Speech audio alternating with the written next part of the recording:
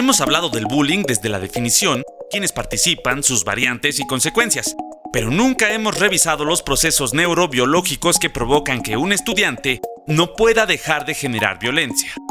¿Por qué lo hace? ¿Qué lo motiva a escalar sus propios niveles de agresividad? ¿Qué sucede en su cerebro y con sus hormonas del placer, de la satisfacción y de la recompensa cuando está acosando a algunos de sus compañeros? ¿Cómo es que de alguna forma un generador de violencia se alimenta de estas acciones y por qué en nuestra sociedad, sin notarlo, hemos generado un sistema que propicia la aparición de estos personajes? Pues hoy analizaremos a detalle todos estos puntos de la mano del neuropsicólogo conductual Simón Duarte. ¡Comenzamos!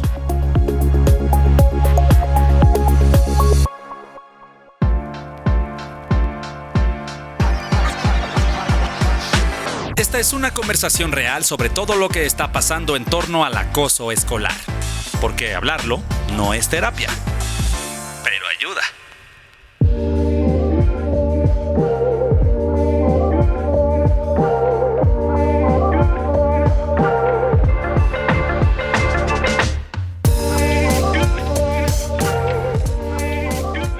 Hola, ¿qué tal? Bienvenidos a un nuevo episodio de No es terapia, pero ayuda, un podcast sobre bullying y lo que hay alrededor de este fenómeno. Yo soy Isabel Portillo y me acompaña Nimsi Cisneros. Hola, Nimsi. Gracias, Isa. Es un verdadero gusto poder compartir este espacio con nuestra audiencia, no sin antes mencionar que esta segunda temporada ha estado de lujo con grandes invitados y para seguir manteniendo la calidad de la información que les hemos compartido, hoy traemos un tema algo intrigante que además nos va a hacer pensar mucho en nuestras propias acciones, porque seamos honestos, ¿alguna vez has sentido cierto placer al ver cómo humillan a alguien? Tal vez no eres quien genera la violencia, pero te sorprendes riéndote, justificando lo que pasa o simplemente sin lograr ponerte en lugar de quien está siendo lastimado, que sería lo que normalmente esperaríamos. ¿De dónde vienen esas reacciones? ¿Las aprendemos? ¿Qué pasa en nuestro cerebro para que ocurra algo así? Y es que además hay quienes afirman que se genera en ti una falsa sensación de poder, control y superioridad. En esos casos que activa los sistemas de recompensa del cerebro. Aunque es un comportamiento socialmente reprobable, la psicología y la neurociencia explican que este fenómeno responde a mecanismos de compensación emocional y dinámicas de estatus. Y justo de eso vamos a charlar hoy con Simón Duarte. Él es neuropsicólogo conductual, además de generador de contenido digital. Muchas gracias, Simón, por estar con nosotros. Oye, pues a ver, empecemos por lo principal. El título de hoy suena bastante fuerte, pero es que hay una realidad. A ver, cuéntanos, ¿realmente existe un mecanismo psicológico que haga que algunas personas disfruten ver sufrir o fracasar a otras? Hola, ¿qué tal? Pues un gusto estar por acá y creo que esta pregunta pues ciertamente es algo que llama mucho la atención, ¿no? Respecto a este gran dilema de si es algo que naturalmente nacemos con ello o si más bien lo aprendemos, ¿no? Desde esta perspectiva, desde una perspectiva que intenta integrar como los elementos, las variables biológicas y también las otras variables del contexto, pues es imposible entender una conducta sin entender el contexto en el que ocurre. De hecho, la propia definición de una conducta es una interacción entre un organismo, o sea, todas las variables biológicas, todo el cerebro que está ahí, con su entorno, con su contexto. Entonces sería imposible responder esta pregunta sin entender también el propio contexto en el que esto está ocurriendo. Justo hablando de contexto, ¿tú crees que cuando trasladamos este tipo de fenómenos de violencia al entorno escolar, por ejemplo, en esta búsqueda de placer, ¿tú crees que podría considerarse la raíz principal del bullying o hay otros factores detrás? Es interesante, ¿no? No podríamos apuntar a una sola causa como para generalizar. Creo que eso es una de las cosas más interesantes desde esta mirada, ¿no? Que hace tan complejo, pero también tan preciso entender, predecir y modificar el propio comportamiento. No es una fórmula mágica, una receta que podemos simplemente trasladar hacia distintos lugares y decir, bueno, esta es la causa única y universal, sino más bien es, pues ahora sí como esta famosa frase de, pues depende, ¿no? Y en este sentido, es cierto que la evidencia actual apunta hacia hablar de que, por ejemplo, ¿no? En estos contextos escolares, muchas veces, y esto creo que es interesante, ¿no? Muchas veces volteamos a ver hacia el agresor, o sea, la persona que comienza a iniciar estas, pensemos, ¿no? Estas acciones de esta conducta de bullying, como si fuese una persona que le falta empatía o tiene un problema como interno, ¿no? Como que algo adentro de él hace que se comporte de esta manera. Y ciertamente podrían existir algunas variables biológicas, ¿no? Algunas predisposiciones del propio organismo, pero no podríamos también entender este fenómeno sin voltear a ver en qué está pasando en el ambiente. Les he hablado que la conducta es una interacción entre el organismo y el ambiente, el contexto, y en este sentido, observar, entender y analizar qué variables ocurren antes y qué consecuencias inmediatas le siguen a este fenómeno, nos permite entender cuál podría ser la función de ese comportamiento. Y cuando hablo de función me refiero al para qué sirve, para qué es útil, porque de pronto podríamos pensar, esa persona disfruta, esa persona que agrede en un contexto escolar quizá, o en una junta, ¿no? Pensémoslo también como adultos, lo hace porque es una persona malvada. Y comenzamos de pronto en la cultura popular, ¿no? A hablar de etiquetas, ponerle nombre, es que es una persona bien pesada, es una persona agresiva, es una persona impulsiva, pero de pronto estas etiquetas nos hacen caer en un problema, ¿no? Que de pronto no nos permiten entender realmente la función del comportamiento. ¿Y qué hacemos? Moralizar la conducta. Es que esto está bien, es que esto está mal, es que esto no debería de ocurrir, es que esto sí debería de aparecer. Entonces, en la medida que vamos moralizando o etiquetando como a través de juicios de valor, ya nos perdemos un poco y nos enredamos. Y es entonces que no podemos como entender la conducta a través de etiquetas. Queremos también entenderla a través de maneras más observables, cosas que están ocurriendo y no señalar juicios, que esto es difícil, ¿no? De pronto a nosotros nos entrenan para poder analizar conductas, pero de pronto al momento que estamos estableciendo estos análisis, pues entra nuestra cosecha, entra nuestro juicio, entra nuestra inferir qué está pensando la otra persona. Lo está haciendo porque se siente bien de ver a una persona sufrir. Y esto no necesariamente ocurre así. Si entendemos cuáles son las consecuencias que le siguen a ese comportamiento, esas consecuencias nos hablan del mantenimiento de es probable que esa conducta se repita o es probable que esa conducta deje de repetirse. Y entonces aquí entra un papel importante que serían también todos los que observan, ¿no? Porque sería como un mecanismo también de estar diciendo, ajá, mira, se rieron, ¿no? O algo así. Y entonces, justo en esta, pues en esto que estamos hablando de todos aquellos quienes observan y que no solamente es quien agrede el que probablemente está disfrutando o está viendo que pues está haciendo este comportamiento agresivo, ¿qué rol juega la aprobación social en normalizar que humillar sea divertido? Claro, probablemente infiriendo en estos casos hipotéticos, repito, no, esto es un tema como muy dependiente del propio contexto, pero podríamos inferir que es probable que tengan un rol muy importante, ¿no? Porque ¿qué sería diferente? Pensemos en una conducta de este tipo, como de bullying, si no hubiese audiencia y que en este sentido, si no estuviese, si no hubiera audiencia, si no hubiera público y esa conducta no ocurre, es decir, que el agresor y la víctima estén interactuando y no ocurran estas acciones, cuando no hay audiencia, podríamos estar hablando de control contextual, es decir, de cómo hay ciertos elementos en el contexto que desencadenan una respuesta, el iniciar una respuesta. Entonces, si nos vamos bajo esta misma lógica, el hecho de que existan audiencia es ese estímulo para la persona que lo ejerce para iniciar. Es como un semáforo en verde. Es decir, la audiencia de pronto se vuelve un semáforo en verde para comenzar a avanzar, a ilicitar la conducta.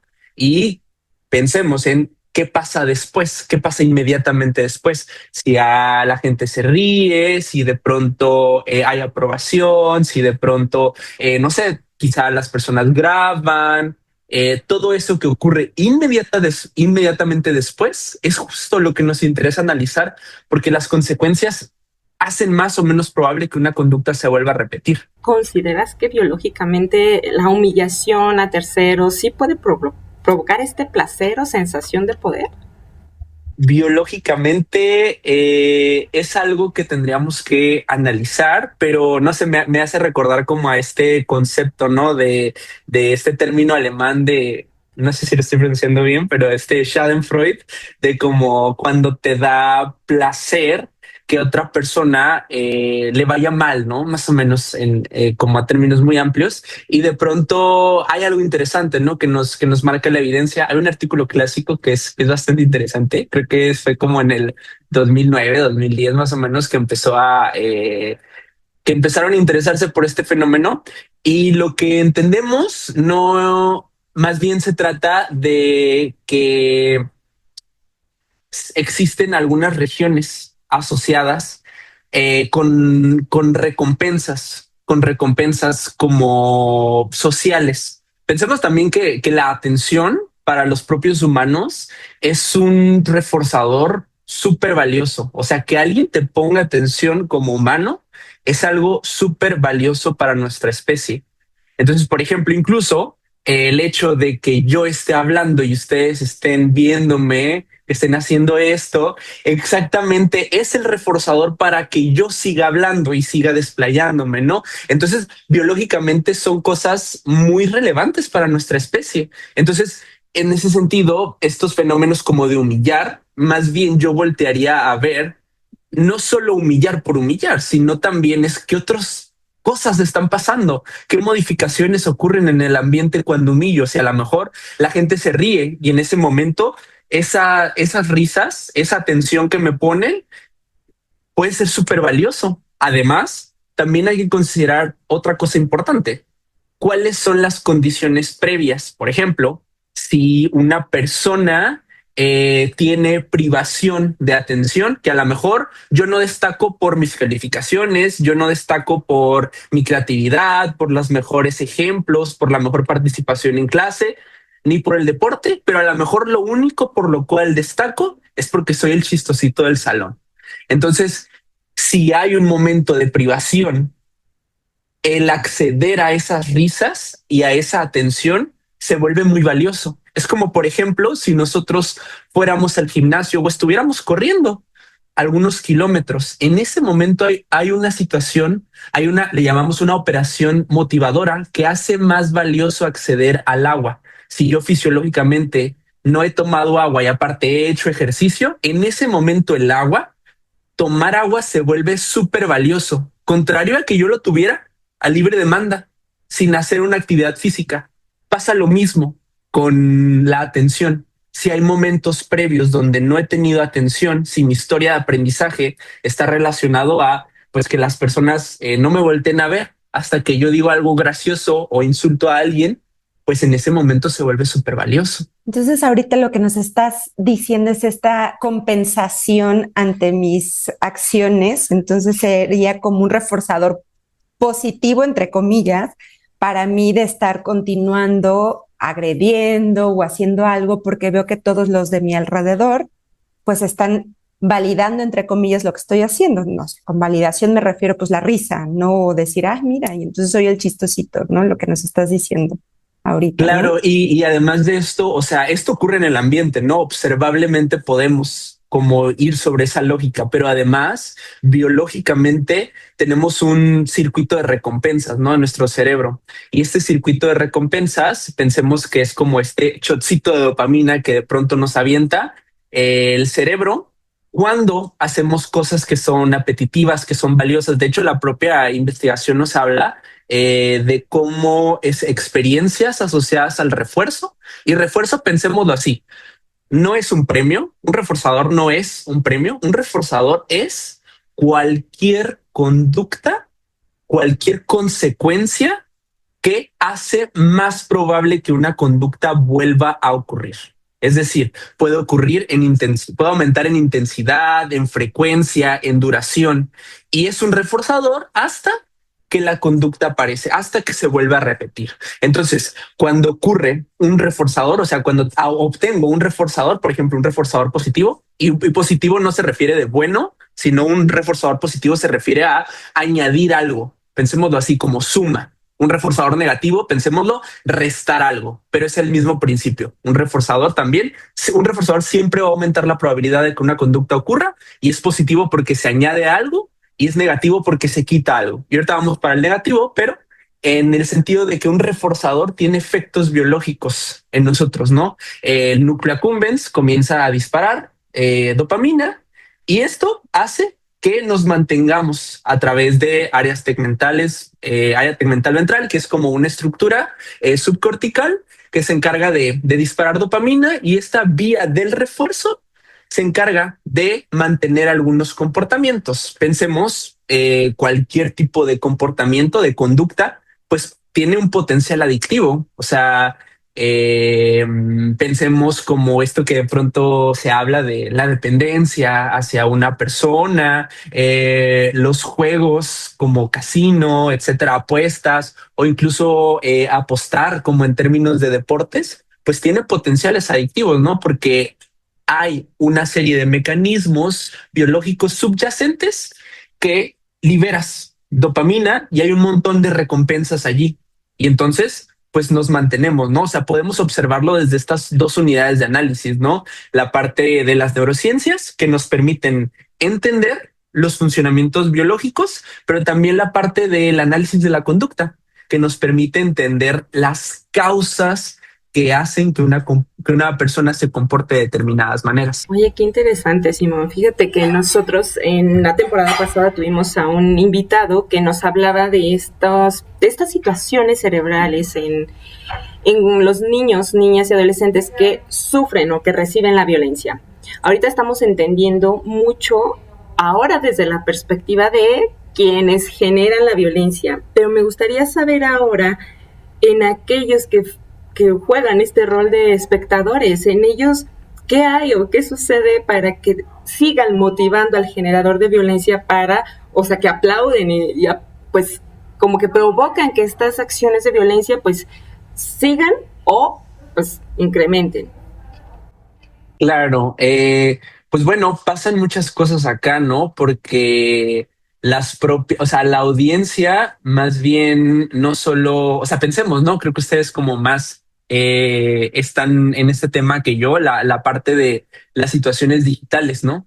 O sea, de cómo a veces compartimos información, cómo a veces guardamos quizá videos, los difundimos, hablamos de ellos, y que la audiencia ciertamente podrían estar también bajo este control, ¿no? O sea, en el sentido de no creo que sea sencillo, o sea, bajo ciertas circunstancias donde exista poder y que se ejerza poder sobre otras personas, hacer algo distinto en el sentido de probablemente puede que existan represalias si yo me meto, si yo intento defender, si yo además también pensemos en las reglas culturales que existen, ¿no?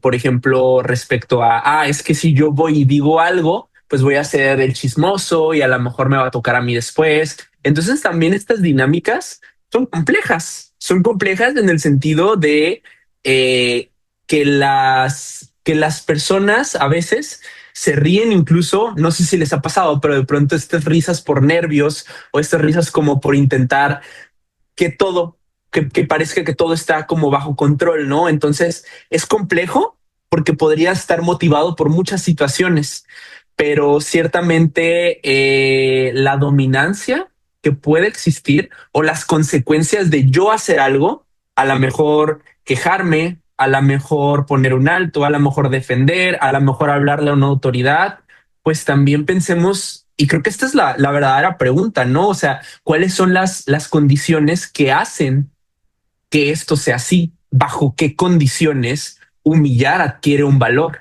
Y además, ¿cuáles son las condiciones que hacen que la propia audiencia se mantenga en este estado como más inactivo de a lo mejor no hacer algo, a lo mejor reírme, a lo mejor simplemente compartir información? Porque a veces también pasa si no me río, soy yo el siguiente. ¿Y qué pasa? Donde ok, entonces yo tengo que ejercer también una acción violenta, porque si no, esto significa que me van a sacar del grupo, y esto significa a su vez que podría ser yo el siguiente. Entonces pensemos en cómo las condiciones del contexto están diseñadas para que la audiencia no haga absolutamente nada, para que las personas se queden así, a veces riéndose, a veces aprobando. Entonces valdría la pena observar qué es lo que pasa y cuáles son los sistemas y en qué sistema estamos para que estas condiciones se vayan dando de esa manera.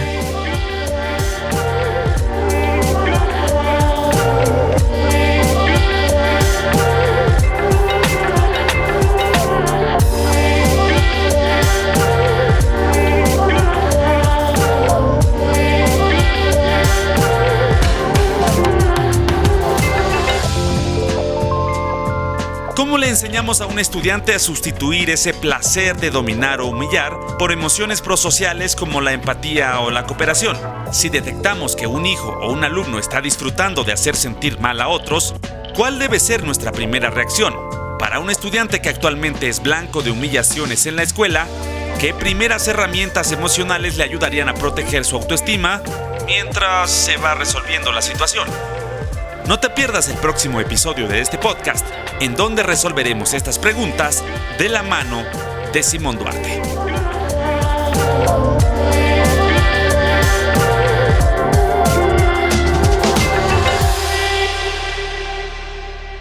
Todos los comentarios emitidos en este podcast son responsabilidad de quien lo dice y no de Fundación en Movimiento.